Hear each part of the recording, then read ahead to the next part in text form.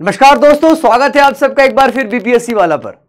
BPSC Bihar public service commission Bihar के हर एक युवा का सपना, यही वो सपना है जिसको पूरा करके एक व्यक्ति अपने और अपने समाज का, अपने परिवार का नाम जो है वो रोशन कर सकता है। और आज उन्हीं सारी बातों के साथ मैं आपके समक्ष यहां पर उपस्थित हूं।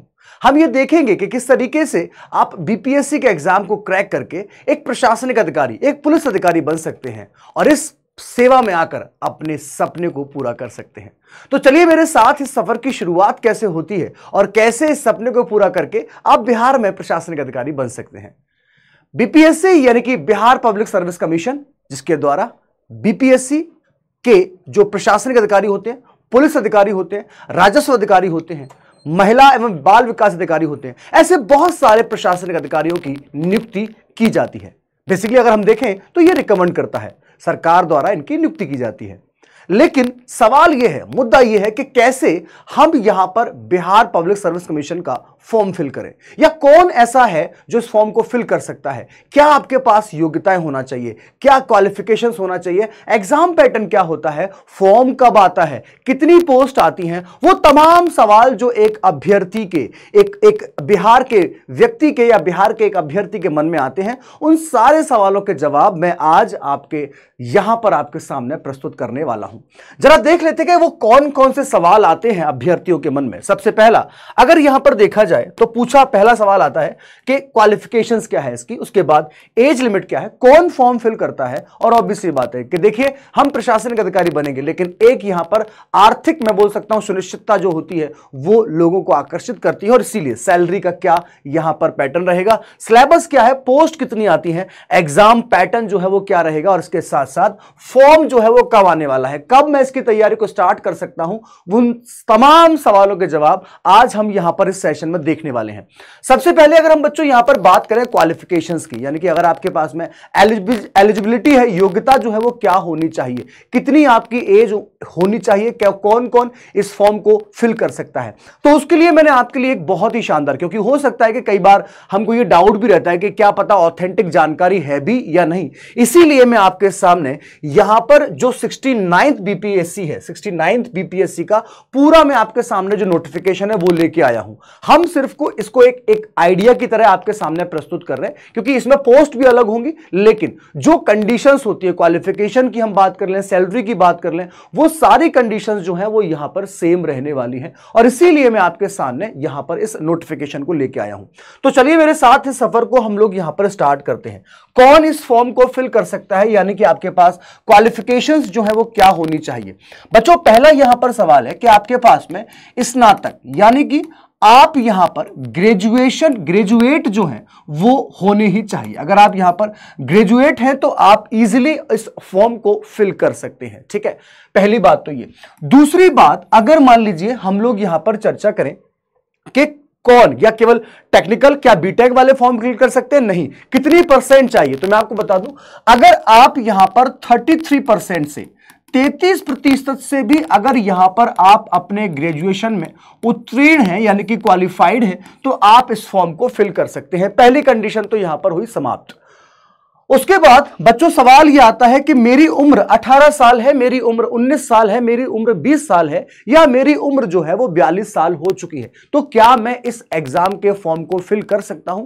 तो मैं आपको बता देना चाहता हूं कि अगर आपकी उम्र 20 वर्ष, 21 वर्ष और 22 वर्ष, अगर आप इस एज ग्रुप में आते हैं, और ध्यान रखिएगा कि ये मिनिमम है, यानी कि यहां पर बात की गई है न्यूनतम, इतनी एज आपके पास में होनी चाहिए। और अगर मैक्सिमम की बात करें, और अगर आप अनरिजर्व कैटेगरी से हैं, तो आपकी एज मैक्सिमम यहां पर 37, और विथ रिजर्वेशन, या मान लीजिए कोई आपके पास स्पेशल आप क्लास से आते हैं, तो आपके पास 40 एज तक आप इस फॉर्म को फिल कर सकते हैं। फिर बाकी जो क्लास वाइज रिजर्वेशन होता है वो भी आपको यहां पर दिया जाता है। तो ये दूसरी कंडीशन आपके सामने हो जाएगी, यानी कि अगर यहां पर एज की हम बात करें तो 20 वर्ष के लिए भी कुछ एज है, 21 वर्ष के लिए भी कुछ एज है, और 22 वर्ष के लिए भी कुछ एज जो है, कुछ पोस्ट जो है वो यहां पर आपके लिए निर्धारित होती है। और वो कौन कौन सी होती है, इनको हम आगे देखने वाले हैं। तो पहला सवाल आपके सामने आ गया है कि भाई स्नातक होना चाहिए। उसके बाद में हम देखें तो आपका जो एज जो है वो आपकी 20 से लेके 21 और 22 के बीच में होना चाहिए।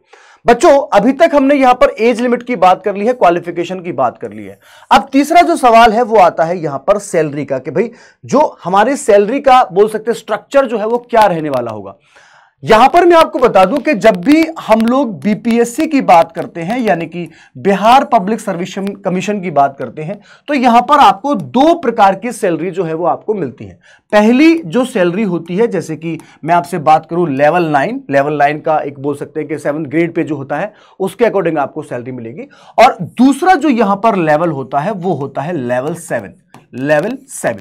ये दो सैलरी जो है वो आपको यहां पर बीपीएससी के द्वारा प्रोवाइड की जाती हैं। और इन सैलरी के साथ साथ में जो फैसिलिटीज मिलती हैं, जो सुविधाएं मिलती हैं, उसमें भी डिफरेंस होता है। जैसे कि आप लोग जानते हैं कि प्रशासनिक अधिकारी है, अगर आप एसडीएम है, डीएसपी है, तो आपके पास में यहां पर लेवल 9 जो है ये ग्रेड पे आपको मिलने वाला है, 5400 ग्रेड पे होता है।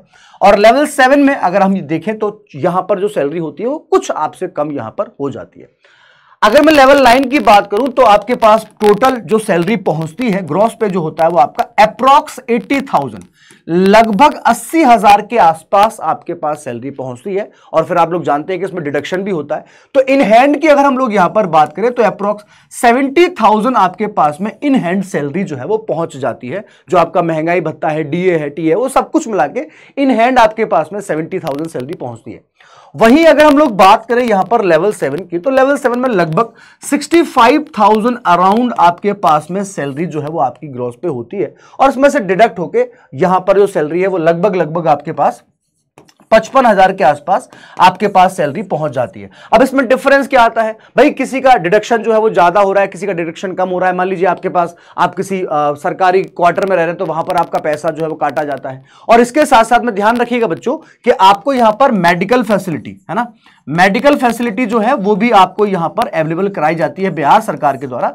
हर महीने लगभग 1,000 रुपए का आपका जो मेडिकल ट्रीटमेंट जो होता है उसके लिए सरकार आपको ये प्रोवाइड करती है। ये बिहार सरकार के द्वारा आपको यहां पर प्रोवाइड किया जाता है। तो बच्चों ध्यान रखिएगा कि आपके पास लेवल 9 और लेवल 7 दो प्रकार की आपके पास सैलरी जो है पहुंचने वाली है। और ये डिपेंड करता है कि आप किस पोस्ट के लिए रिकमेंड हुए हैं, किस पोस्ट के लिए आप यहां पर नियुक्त किए जा रहे हैं, उस पर यह डिपेंड करेगा कि आपकी सैलरी लेवल 9 है या लेवल 7 की रहेगी। तो एक सवाल जो हमारे दिमाग में था कि भाई क्वालिफिकेशन, एज लिमिट, सैलरी, ये सारी चीजें जो हैं वो यहां पर हो चुकी हैं।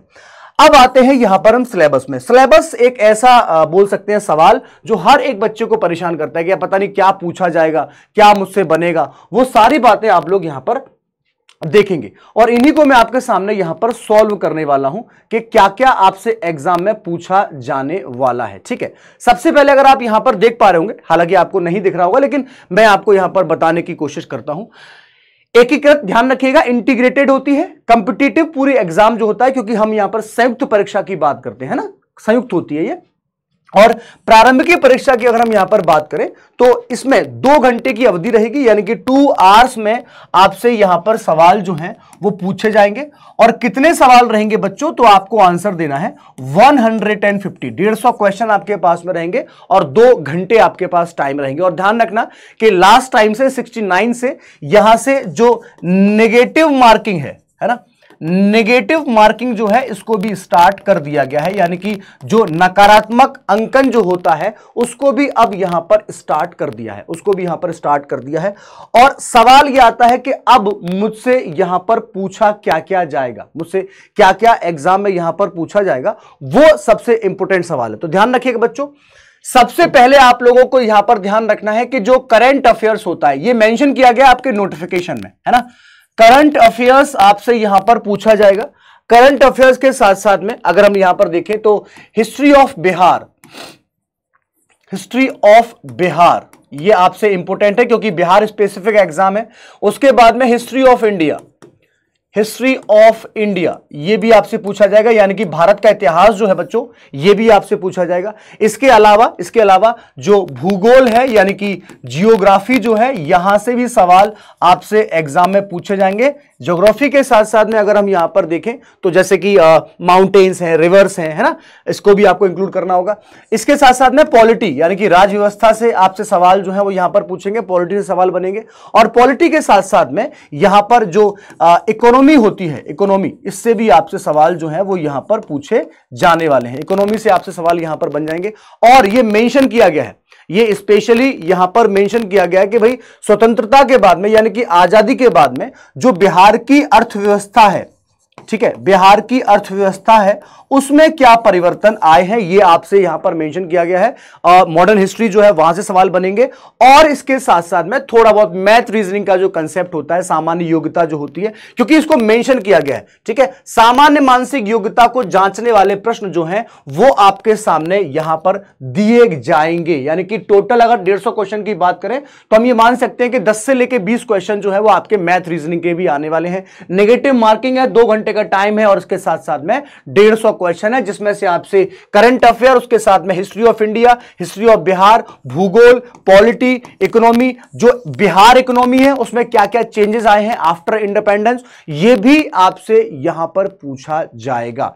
यानी कि मैंने आपको प्रीलिम्स को लेकर पूरी कहानी जो है वो यहां पर आपके सामने प्रस्तुत कर दी है। अब यहां पर जो हमारे सामने बेटा सवाल आता है, अगला जो सवाल आता है वो ये कि सर ये बता दीजिए कि एग्जाम पैटर्न जो है वो क्या होता है, एग्जाम पैटर्न जो है वो क्या होता है, इसके बारे में थोड़ी सी चर्चा आपके साथ में और मुझे यहां पर करनी है। ठीक है, चलो बताते हैं कि बेटा एग्जाम पैटर्न जो है वो आपका किस तरीके से रहता है। ध्यान रखिएगा, जब भी आप किसी राज्य लोक सेवा आयोग की तैयारी करते हैं, जब भी आप किसी स्टेट पब्लिक सर्विस कमीशन की चर्चा करते हैं, तो ध्यान रखिएगा बच्चों कि ये जो परीक्षा होती है ये इंटीग्रेटेड प्रिपरेशन होती है, यानी कि एकीकृत परीक्षा होती है, जिसमें प्रीलिम्स, इसके साथ साथ में मेंस और इसके साथ साथ में इंटरव्यू, ये 3 चरणों में 3 फेजेस में आपकी जो एग्जाम होता है इसको यहां पर कंप्लीट किया जाता है। तो सबसे पहले दोस्तों है यहां पर प्रीलिम्स, और प्रीलिम्स के बाद में आएगा आपके पास में यहां पर मेंस, और मेंस के बाद में आएगा आपके पास में यहां पर इंटरव्यू। ठीक है, इंटरव्यू, यानी कि हम ये कह सकते हैं कि पहली जो आपकी परीक्षा होगी ये प्रारंभिकी होगी, उसके बाद होगी आपकी मुख्य परीक्षा, और उसके बाद तीसरा जो चरण होगा, अंतिम जो चरण होगा, उसको हम लोग बोलते हैं यहां पर साक्षात्कार। क्या कहेंगे उसको? साक्षात्कार जो है वो यहां पर कहा जाएगा। तो चलो देख लेते हैं कि इसमें क्या क्या आपसे यहां पर पूछा जाएगा। ध्यान रखना बच्चों, जब हम यहां पर प्रीलिम्स की बात करते हैं, जब भी हम लोग यहां पर प्रीलिम्स की बात करेंगे तो स्पेशली यहां पर जो क्वेश्चंस रहेंगे मैं आपको बता चुका हूं, 150 क्वेश्चन आपसे यहां पर पूछे जाएंगे। 150 क्वेश्चन जो है वो आपसे यहां पर पूछे जाएंगे और इनको आपको यहां पर सॉल्व करना होगा विथ, ठीक है, ये बात ध्यान रखना है, विथ यहां पर आपको जो माइनस मार्किंग है ये आपको यहां पर देखना होगा। ठीक है, इसके अलावा अगर मान लीजिए आपसे पूछा जाए कि ठीक है सर अगर हम मेंस की बात करें, तो मेंस की बात करें तो ध्यान रखना बेटा, अगर हम लोग देखें सामान्य हिंदी, ठीक है, 100 नंबर की है, इसके साथ साथ में सामान्य अध्ययन प्रश्न पत्र 300 नंबर का है, और इसके साथ साथ में सामान्य अध्ययन पेपर 2, ठीक है, तो ये 300 टोटल यहां पर 600 नंबर हो चुके हैं। निबंध जो है वो कहा गया है यहां पर 300 नंबर, और 100 नंबर की आपकी हिंदी जो है इसको यहां पर काउंट कर लिया गया है। ठीक है, ये जो आपकी हिंदी जो है इसको क्या कर लिया गया है, यहां पर काउंट कर लिया गया है। और बाकायदा निम्नलिखित ऐच्छिक विषय में से, ये जो आपके पास में ऐच्छिक विषय है, यानी कि जो आपके बोल सकते हैं ऑप्शनल जो सब्जेक्ट है, उनको यहां पर मेंशन किया गया है। एग्रीकल्चर, ठीक है, मानव विज्ञान, वनस्पति विज्ञान, रसायन, सिविल इंजीनियरिंग, अर्थशास्त्र, भूगोल, भू विज्ञान, इतिहास, ठीक है, श्रम एवं समाज कल्याण, तो ये बाकी जो सब्जेक्ट है ये आपके सामने यहां पर प्रस्तुत कर दिया गया है। एक विषय का चयन करना होगा जो 100 अंक 100 प्रश्न वस्तुनिष्ठ एमसीक्यू का आधारित होगा। राज्य सरकार द्वारा निर्धारित न्यूनतम प्राप्तांक अनिवार्य, जो प्राप्तांक है उनको आपको अनिवार्य करना होगा, परंतु मेधा निर्धारण के प्रयोजन इसकी गणना नहीं की जाएगी। इसकी गणना जो है वो आपको जब मेरिट बनेगी तो उस टाइम पे इसका काउंट नहीं किया जाएगा। तो यहां पर आप देखेंगे आपके पास में ऑप्शनल जो है इनको भी मैंने आपको प्रस्तुत कर दिया है कि भाई ये आपको पूरे ऑप्शनल रहेंगे, जिनमें से आप अपना ऑप्शनल यहां पर सिलेक्ट कर सकते हैं। इसके बाद बच्चों अगर हम यहां पर अगले चरण की बात करें, तो यहां पर कुछ और पोस्ट हैं, जैसे कि बाल विकास परियोजना अधिकारी, तो इसमें हिंदी रहेगी, GS1 है, उसके साथ साथ में GS2 है, उसके बाद गृह विज्ञान, मनोविज्ञान, समाजशास्त्र, ये आपको यहां पर वैकल्प में यानी कि ऑप्शनल में आपको लेना होगा। उसके बाद में वित्तीय प्रशासनिक पदाधिकारी और समक्ष अधिकारी जो होते हैं उसमें यही पैटर्न रहेगा, लेकिन इसमें आपको वाणिज्य, अर्थशास्त्र और गणित या सांख्यिकी यानी कि स्टैटिक्स जो है वो आपको ये लेना होगा। और पुलिस उपाधीक्षक यानी कि पुलिस DSP जो टेक्निकल पोस्ट है, ठीक है, एक सामान्य होता है गृह विभाग में और यहां पर ये तकनीकी है, टेक्निकल है, जिसमें आपको सेम पैटर्न यहां पर फॉलो करना होगा। और इसके साथ साथ में जो इलेक्ट्रॉनिक्स एंड कम्युनिकेशन है, ठीक है, इलेक्ट्रॉनिक एंड टेलीकम्युनिकेशन है, आईटी है, मतलब जो बीटेक की जो ब्रांचेस होती हैं उनको आप यहां पर एज अ ऑप्शनल क्या कर सकते हैं, एज अ ऑप्शनल आप यहां पर उसको सिलेक्ट कर सकते हैं। ठीक है, चलिए अब अगला जो सवाल हमारे सामने आता है, यानी कि अच्छा इंटरव्यू जो है आपका, साक्षात्कार जो है, ये टोटल बच्चों ध्यान रखना कि 120 नंबर का रहेगा आपका, है ना। इंटरव्यू जो है ये आपका लगभग 120 नंबर का आपका इंटरव्यू जो है वो यहां पर रहने वाला है, साक्षात रहने वाला है।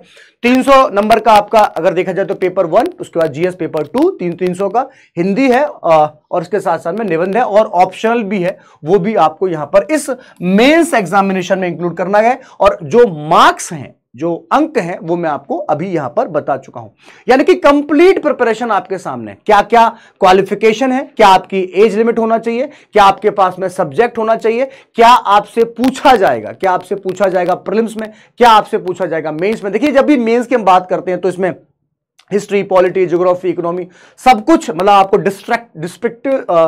डिस्क्रिप्टिव जो होता है वहां पर आपको मतलब लिखना होगा आपको सिंपली। ये मैं आपको यहां पर बता देता हूं, ये मैं आपको यहां पर मेंशन कर देता हूं। ठीक है, चलिए अब इसके बाद में आप देखें तो आपका इंटरव्यू होगा टोटल 120 नंबर का आपका इंटरव्यू होगा। इस तरीके से आप यहां पर क्या कर सकते हैं, स्पेशली आप इसको ज्वाइन करेंगे। उसके बाद आपका मेडिकल होगा, ठीक है, टोटल मेडिकल फैसिलिटी जो है वो आपकी यहां पर रहेगी, इसको भी आपको यहां पर मेंशन कर लेना होगा। ठीक है, चलिए तो इतने सारे क्वेश्चंस जो हमारे सवाल में, जो हमारे दिमाग में थे, उन सबके जवाब जो है वो हम लोग यहां पर देख चुके हैं। यानी कि अगर पहला देखा जाए तो क्वालिफिकेशन, उसके बाद में एज लिमिट, उसके बाद में सैलरी, उसके बाद में सिलेबस, उसके बाद में एग्जाम पैटर्न जो है, इसको भी हम लोग यहां पर समझ चुके हैं। अब दो सवाल जो हमारे दिमाग में है, दो सवाल।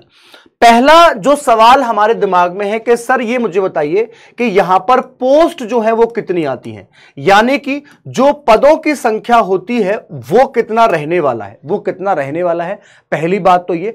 और दूसरा जो सवाल यहां पर है, दूसरा सवाल यहां पर बच्चों ये है कि जो इसका फॉर्म है वो कब आएगा। ये दो, यानी कि जो विज्ञप्ति है वो कब जारी की जाएगी, ताकि मैं इस फॉर्म को फिल करके और बिहार में एक बोल सकता हूं कि इस बीपीएससी को एग्जाम करके, बीपीएससी के एग्जाम को क्रैक करके प्रशासनिक अधिकारी जो है वो मैं यहां पर बन जाऊं। ये दोनों ही सवाल जो है ये अभी बोल सकते हैं कि भविष्य की गहराइयों में है, लेकिन फिर भी एक अंदाजा मैं आपको बता देता हूं। ऐसा सुनने में आ रहा है, ऐसा सुनने में है कि लगभग 1000 पद, लगभग 1000 पद जो हैं वो यहां पर जारी किए जाएंगे। ये सिर्फ और सिर्फ मैं बता देता हूं, टर्म्स एंड कंडीशंस यहां पर अप्लाई है, लेकिन ऐसा कहा जा रहा है कि 70th बीपीएससी जो है इसके लिए ये लगभग 1000 पद यहां पर जारी होने वाले हैं। उसके बाद बात करते हैं बच्चों फॉर्म की, यानी कि विज्ञप्ति कब जारी होगी।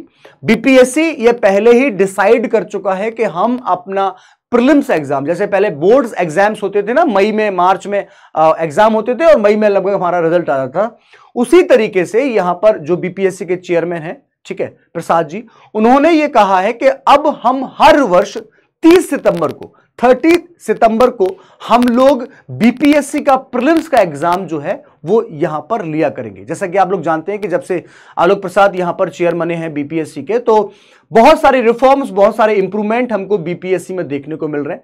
रिसेंटली भी नेगेटिव मार्किंग की बात कर ले या ऑथेंटिक एक डेट की बात कर ले, तो ये अभ्यर्थियों के लिए एक टाइम टेबल फिक्स हो जाता है कि भाई 30 सितंबर को हमारा प्रीलिम्स का एग्जाम है। अभी कुछ दिन पहले मैंने एक अफवाह सुनी थी कि अक्टूबर में एग्जाम होगा, है ना, तो अभी फिलहाल हम लोग इसको 30 सितंबर ही मानेंगे।